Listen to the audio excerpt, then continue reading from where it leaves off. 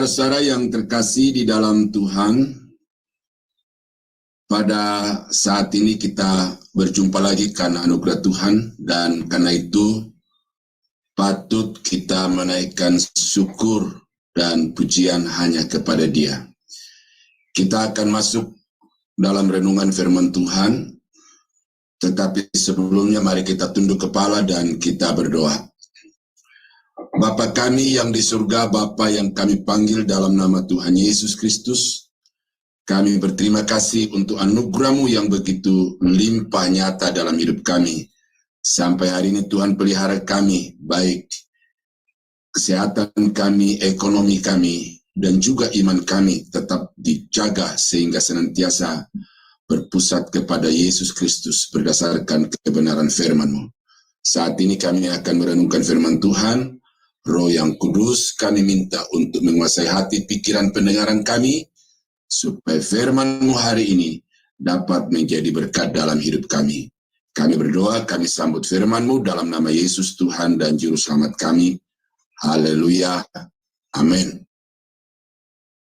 Bapak Ibu saudara-saudara yang terkasih di dalam Tuhan, hari ini saya mau menyampaikan firman Tuhan tentang jemaat yang menjadi idaman Tuhan.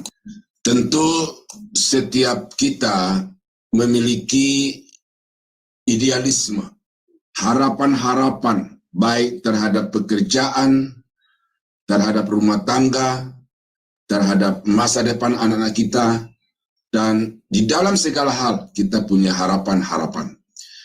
Nah, demikian juga saudara-saudara yang terkasih, Tuhan punya harapan yang nyata di dalam kehidupan kita atau bagi anak-anaknya. Nah, oleh karena itu maka sebagai orang Kristen kita harus tahu apa yang Tuhan harapkan dari hidup kita ini, dan kita berjuang untuk mencapai harapan Tuhan itu, sehingga dengan demikian kita dapat menjadi orang Kristen yang menyukakan, yang menyenangkan hati Tuhan. Nah, karena itu firman Tuhan saya akan ambilkan dari Kolose pasal 1 ayat 24 sampai dengan pasal 2 ayat yang kelima. Nah, karena panjangnya ayat ini, tentu saya akan bagi di dalam beberapa sesi penguraian. Tetapi untuk pertama dulu saya bacakan keseluruhan Kolose pasal 1 ayat 24 sampai pasal 2 ayat yang kelima yang berkata demikian. Sekarang aku bersukacita bahwa aku boleh menderita karena kamu, dan menggenapkan dalam dagingku apa yang kurang pada penderitaan Kristus untuk tubuhnya, yaitu jemaat. Aku telah menjadi pelayan jemaat itu sesuai dengan tugas yang dipercayakan Allah kepadaku untuk meneruskan firman-Nya dengan sepenuhnya kepada kamu, yaitu rahasia yang tersembunyi dari abad ke abad dan dari turunan ke turunan, tetapi yang sekarang dinyatakan kepada orang-orang kudus-Nya. Kepada mereka Allah mau memberitahukan betapa kaya dan mulianya rahasia itu di antara bangsa-bangsa lain, yaitu Kristus ada di tengah-tengah kamu, Kristus yang adalah pengharapan akan kemuliaan. Dialah yang kami beritakan apabila tiap-tiap orang kami nasihati dan tiap-tiap orang kami ajari di dalam segala hikmat untuk memimpin tiap-tiap orang kepada kesempurnaan dalam Kristus. Itulah yang kuusahakan dan kupergumulkan dengan segala tenaga sesuai dengan kuasanya yang bekerja dengan kuat di dalam aku. Karena aku mau supaya kamu tahu betapa beratnya perjuangan yang kulakukan untuk kamu dan untuk mereka yang di Laodikia dan untuk semuanya yang belum mengenal aku pribadi, supaya hati mereka terhibur dan mereka bersatu dalam kasih, sehingga mereka memperoleh segala kekayaan dan keyakinan, pengertian dan mengenal rahasia Allah, yaitu Kristus, sebab di dalam Dialah tersembunyi segala harta hikmat dan pengetahuan. Hal ini kukatakan supaya jangan ada yang memperdayakan kamu dengan kata-kata yang indah. Sebab meskipun aku sendiri tidak ada di antara kamu, tetapi dalam roh aku bersama-sama dengan kamu, dan aku melihat dengan sukacita tertib hidupmu dan keteguhan imanmu dalam Kristus. Nah, demikian jauh pembacaan firman Tuhan. Nah, dari perikop ini, saudara-saudara, saya akan menyampaikan kepada saudara satu topik yang sudah saya sebutkan tadi, itu anak Tuhan yang didambakan atau orang Kristen dambaan Tuhan. Tentu ada kualifikasi, ada standar yang perlu kita capai di dalam hidup ini supaya kita dapat menjadi seperti yang diidam-idamkan Tuhan itu. Nah, oleh karena itu, saudara-saudara, maka dari bacaan kita ini saya akan menyampaikan bagaimana Paulus itu sebagai seorang hamba Tuhan menyampaikan isi hatinya kepada jemaat baik yang ada di Kolose, di Laodikia maupun di tempat-tempat lain, supaya mereka berjuang untuk mencapai apa yang disampaikan oleh Paulus itu. Nah, secara konteks ayat ini tekanannya adalah kepada hamba Tuhan. Bagaimana seorang hamba Tuhan itu harus melayani. Tetapi karena ayat-ayat ini disampaikan kepada jemaat, maka saya akan menyoroti dari sudut pandang jemaat, dari sisi jemaat. Bagaimana jemaat itu harus hidup supaya seperti yang diharapkan oleh Paulus, seperti yang diharapkan oleh Tuhan. Nah, yang pertama adalah seorang anak Tuhan yang diidamkan Tuhan, yang didambakan Tuhan, adalah seorang yang rela mengambil bagian dalam sengsara Yesus Kristus. Sekarang aku bersuka cita bahwa aku boleh menderita karena kamu, dan menggenapkan di dalam dagingku apa yang kurang pada penderitaan Kristus untuk tubuhnya, yaitu jemaat. Nah, Paulus secara pribadi menyatakan bahwa dia begitu bersuka cita, begitu senang, oleh karena dia dapat menggenapkan di dalam dirinya penderitaan-penderitaan Kristus. Dia boleh mengambil bagian di dalam sengsara, penganiayaan yang dialami oleh Yesus Kristus. Ini adalah satu mentalitas Kristen, satu mentalitas hamba Tuhan yang wajib untuk kita tanamkan di dalam hidup dan pikiran kita, bahwa sebagai orang-orang yang percaya kepada Yesus, kita juga harus mempersiapkan diri untuk menghadapi segala tantangan dan penderitaan di dalam hidup ini. Saudara-saudara, kekristenan itu konsekuensinya adalah salib.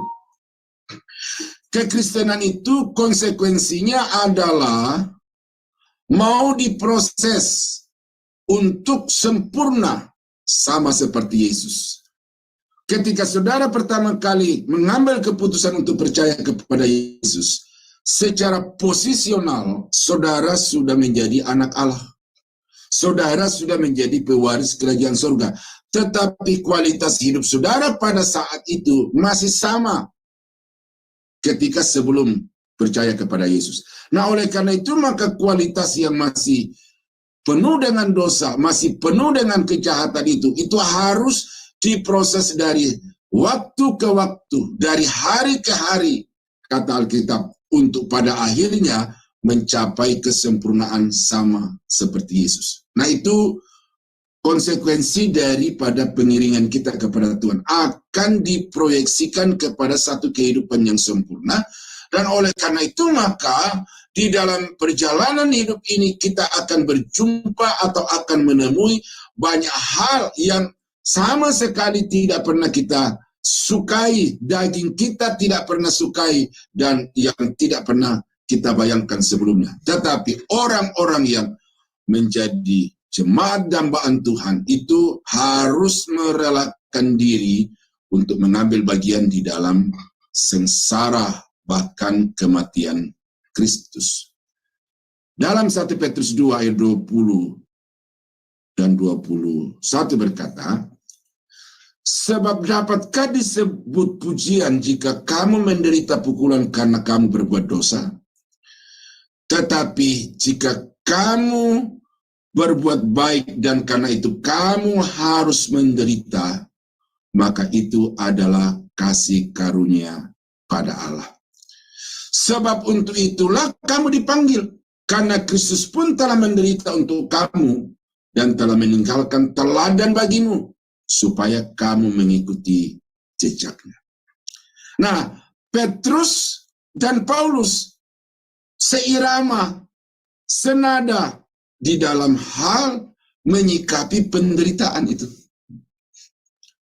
Bagi Paulus berkata bahwa penderitaan adalah bagian di dalam sengsara Kristus, menggenapkan di dalam dirinya apa yang kurang pada tubuh Kristus, yaitu jemaat.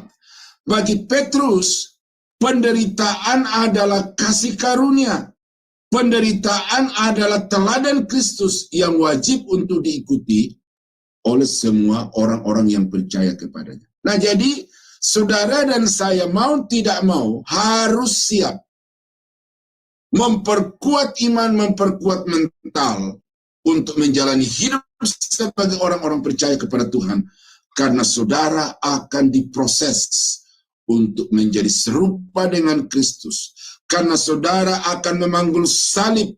Karena Yesus berkata, barang siapa yang mau mengikut aku, ia harus menyangkal diri dan memikul salib.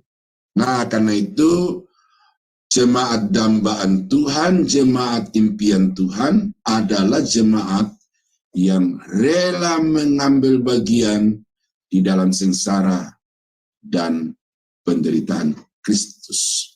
Itu yang pertama. Yang kedua, di dalam ayat yang ke-25 sampai 26, di situ Paulus sebagai seorang hamba Tuhan mengatakan bahwa aku telah menjadi pelayan jemaat itu sesuai dengan tugas yang dipercayakan Allah kepadaku untuk meneruskan firman sepenuhnya kepada kamu. Nah, dari sisi hamba Tuhan, Paulus telah mengemban tugas itu dengan menyampaikan firman itu dari A sampai Z. Tidak ada yang terabaikan, tidak ada yang dilompati, tetapi Paulus menyampaikan seutuhnya, karena itu merupakan suatu tugas kepercayaan yang diembankan Allah kepadanya, dan sebagai seorang hamba Tuhan dia wajib untuk menuntaskan, menunaikan tugas kepercayaan itu.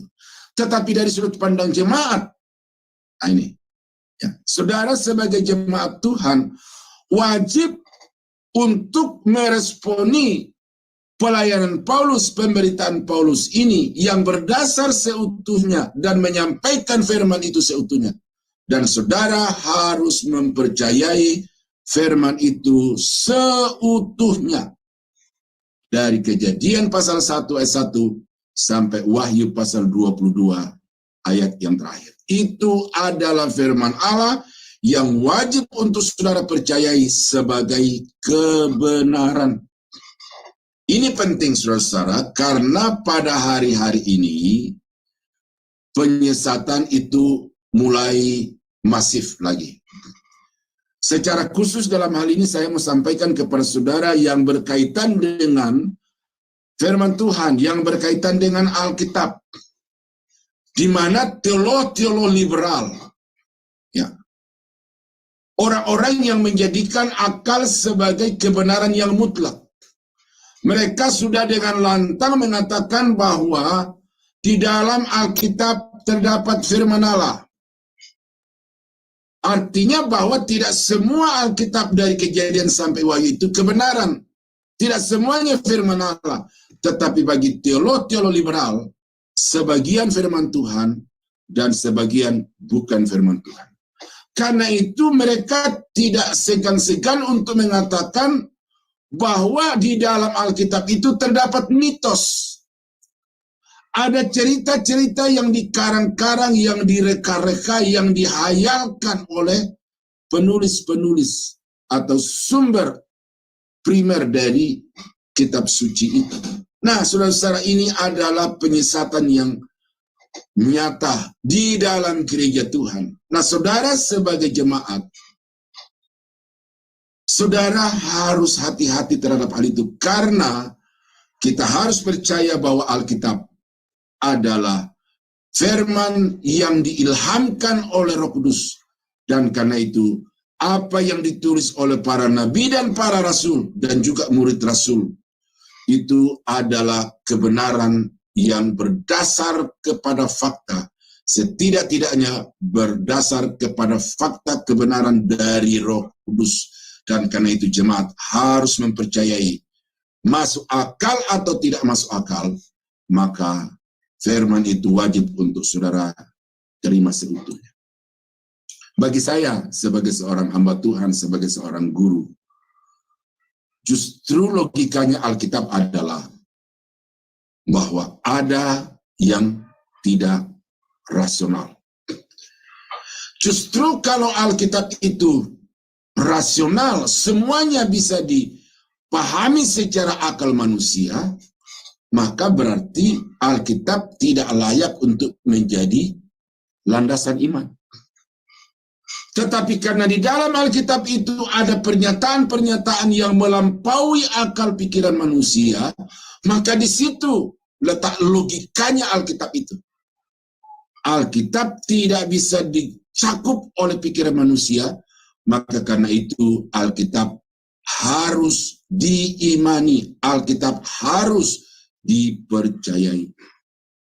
Contoh di dalam Alkitab yang tidak masuk akal itu adalah orang mati bisa dibangkitkan. Ilmu pengetahuan, filsafat, dan logika-logika dari teolog-teolog liberal itu ya sama sekali tidak bisa menerima hal itu. Tetapi karena Alkitab mengatakan itu, dan itu sejarah yang terjadi di dalam pelayanan Yesus, maka saudara sebagai jemaat Tuhan wajib untuk mempercayai bahwa itu adalah kebenaran. Ini satu hal yang bagus dari jemaat di Berea. Kisah Rasul pasal 17 ayat yang ke-11 berkata, orang-orang Yahudi di kota itu lebih baik hatinya daripada orang-orang Yahudi di Tesalonika, karena mereka menerima firman itu dengan segala kerelaan hati.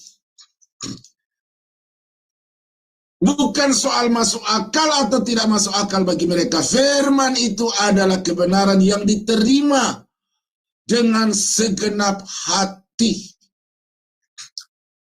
Lalu kepercayaan kepada firman dengan segenap hati itu mereka tindak lanjuti. Dikatakan dan setiap hari mereka menyelidiki. Nah, menyelidiki di sini sudah melibatkan unsur logika, akal budi, kepandaian manusia. Setiap hari mereka menyelidiki kitab suci untuk mengetahui apakah semuanya itu benar demikian. Nah, jadi memang mereka selektif. Tidak mau percaya begitu saja, tetapi mereka meletakkan percaya kepada firman itu sebagai dasar, lalu di atas dasar percaya itu mereka mengembangkan pemahaman, dan akhirnya mereka menemukan bahwa sungguh apa yang dikatakan oleh Paulus dan teman-temannya itu adalah kebenaran, dan karena itu jemaat itu mengalami perubahan hidup.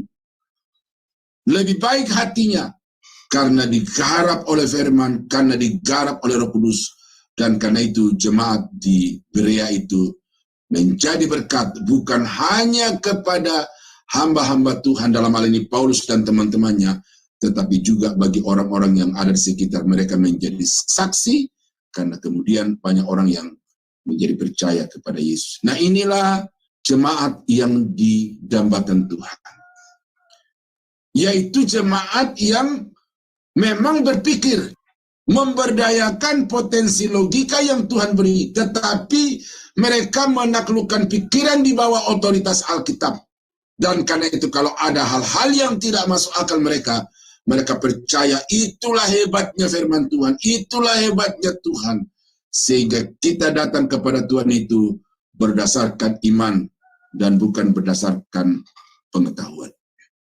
Kalau saudara mau menjadi jemaat yang diharapkan didambakan Tuhan, maka percayai firman itu seutuhnya, kemudian bertumbuh di dalam pengertian yang benar terhadap firman Allah. Yang menjadi masalah bagi banyak orang Kristen sekarang itu adalah percaya Alkitab pada satu sisi, tetapi kemudian mereka masa bodoh. Mereka tidak mau berusaha untuk memahami bagian-bagian Alkitab itu berdasarkan konteksnya, dan karena itu kekristenan sekarang ini di Indonesia dan di dunia adalah kekristenan yang tradisional.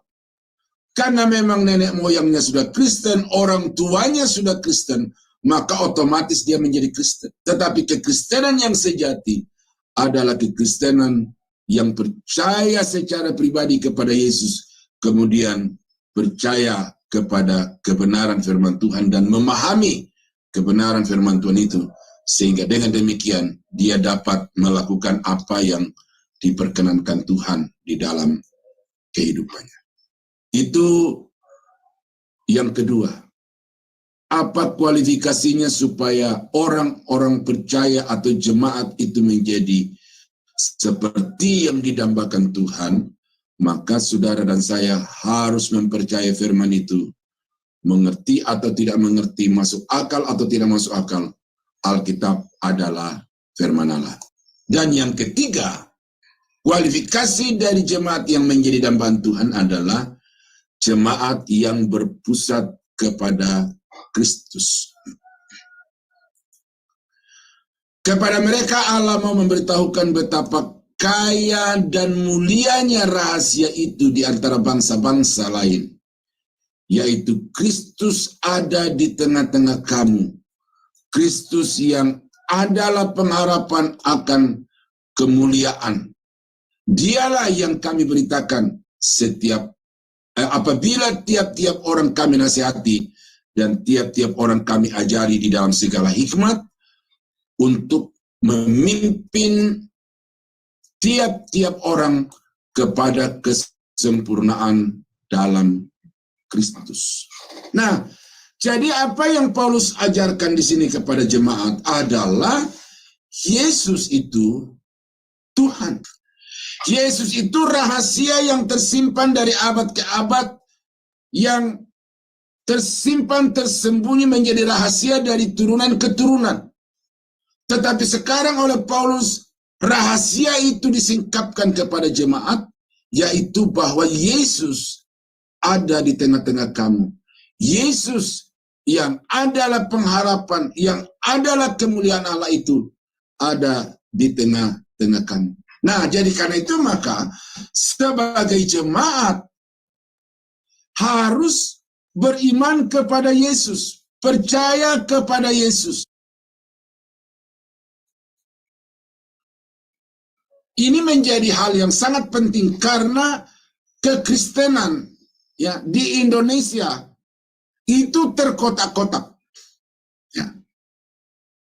Kotak yang pertama adalah kotak denominasi, organisasi gereja. Ada banyak orang yang tidak mau bersekutu dengan sesama orang Kristen yang lain. Oleh karena bagi dia, denominasinya, merek gerejanya adalah yang utama, adalah yang paling benar, adalah yang paling unggul. Dan karena itu, tidak mau berbakti selain di gerejanya. Kotak yang kedua yang membuat jemaat itu terpisah-pisah adalah karena orang-orang Kristen di Indonesia itu sebagian itu fanatik pendetanya. Dia hanya mau mendengarkan khotbah dari pendetanya. Dia hanya mau menerima pengajaran dari pendetanya. Sementara pendeta-pendeta yang lain itu tidak masuk hitungan, tidak masuk daftar. Nah, orang-orang yang seperti inilah, saudara, yang saya katakan orang Kristen, tetapi pusat hidupnya adalah merek gereja, pusat hidupnya adalah pendeta. Tetapi Paulus memberikan kepada kita sesuatu ajaran yang paling benar dan yang paling tepat adalah Yesus itu adalah Tuhan yang mulia. Yesus itu adalah pokok pengharapan kita.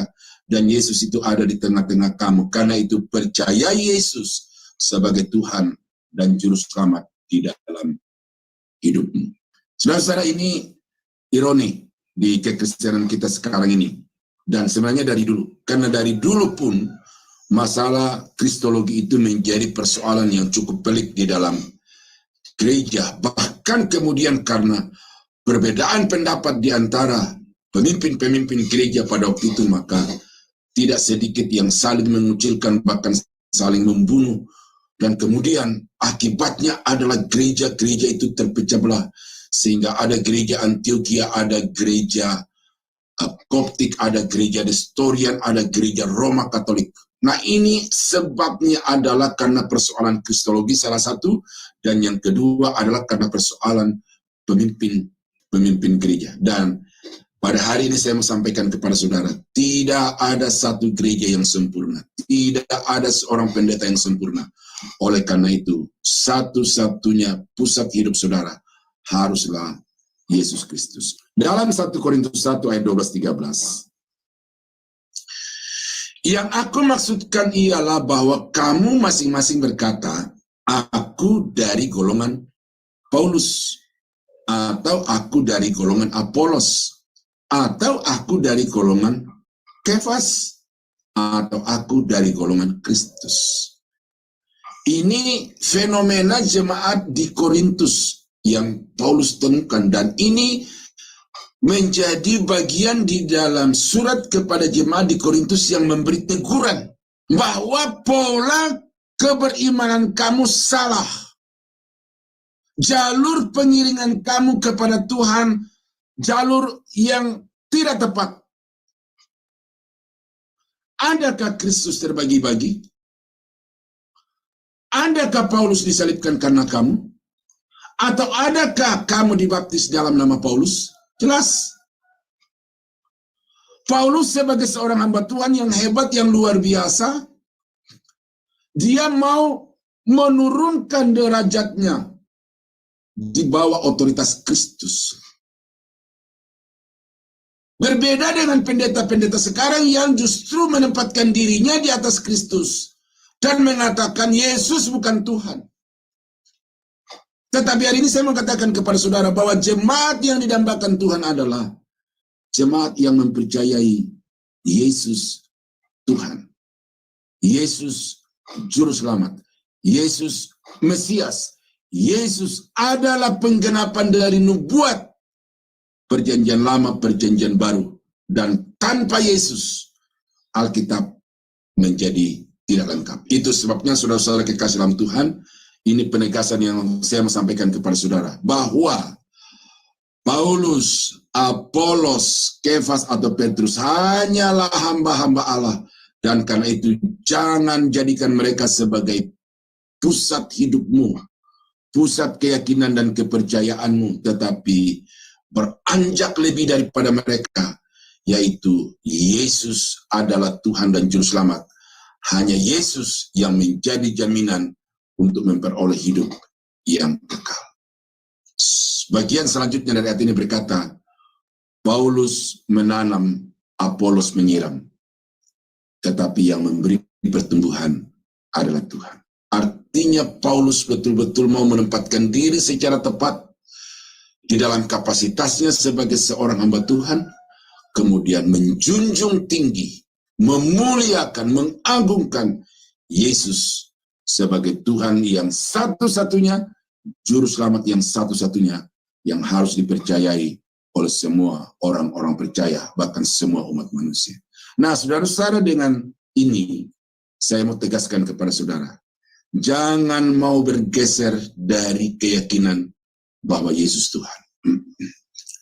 Di bawah kolong langit ini tidak ada nama lain yang dikaruniakan kepada manusia yang olehnya kita diselamatkan, kecuali di dalam nama Yesus. Yesus bukan manusia biasa, Yesus bukan ciptaan. Karena Yesus adalah pencipta. Itu sebabnya saya tidak pernah ragu Saya rela mempertaruhkan reputasi dan kehidupan saya, baik di penggembalaan maupun di pendidikan sekolah teologi. Saya rela untuk diberhentikan dari jabatan itu hanya oleh karena mempertahankan bahwa Yesus adalah Tuhan. Nah, Paulus berkata kepada jemaat di Kolose, dia satu-satunya pokok pengharapan. Karena itu pusatkan hidupmu kepadanya. Kami hanyalah hamba-hamba. Kami hanyalah jongosnya Tuhan. Dulos, jongos, budak. Kami tidak punya hak apa-apa untuk disanjung, untuk dijunjung oleh jemaat. Tetapi kami menghimbau jemaat untuk menjunjung, mengagungkan dan memuliakan Yesus sebagai Tuhan dan Juru Selamat. Nah, saudara-saudara yang kekasih dalam Tuhan, itu 3 hal yang saya sampaikan kepada Bapak Ibu untuk sesi pertama ini. Bagaimana supaya saudara menjadi seorang jemaat yang didambakan Tuhan? Maka yang pertama adalah siap untuk menghadapi penderitaan karena iman kepada Yesus. Yang kedua adalah percayai firman itu seutuhnya. Soal masuk akal atau tidak masuk akal, itu nomor 2. Nanti saudara akan dibimbing oleh hamba-hamba Tuhan, saudara akan diterangi oleh Roh Kudus untuk kemudian mengerti. Tetapi percaya, baca, renungkan, pelajari. Dan yang ketiga, hanya Yesus satu-satunya pribadi yang wajib untuk menjadi pusat kehidupan saudara. Gereja adalah tempat untuk saudara dibina, bertumbuh dalam pengenalan akan Yesus. Karena itu jangan jadikan gereja sebagai ilah. Pendeta hanyalah orang-orang yang dipercaya oleh Tuhan untuk membimbing saudara di dalam iman kepada Yesus. Karena itu jangan menggantikan Yesus dengan pendeta saudara, tetapi tempatkan pendetamu sebagai alat yang dipakai Tuhan untuk membawa saudara di dalam iman yang benar kepada Tuhan. Nah, kiranya renungan firman Tuhan saat ini dapat menjadi pencerahan baru bagi saudara, dapat menjadi pengarahan yang mengarahkan hidup saudara kepada jalan yang benar, dan ini menjadi kekuatan untuk saudara mengikut Tuhan yang penuh dengan penderitaan. Kita tunduk kepala, kita berdoa. Terima kasih Bapa untuk firman-Mu pada saat ini. Kami diajar bahwa sesungguhnya untuk menjadi seorang jemaat dambaan Tuhan itu adalah niscaya. Oleh karena itu, Bapa, tolong kami melalui firman-Mu ini, supaya kami dapat seperti yang Tuhan harapkan dan yang Paulus ajarkan. Terpuji nama-Mu Bapa, kami berdoa berterima kasih untuk firman-Mu, dalam nama Yesus, haleluya, amin.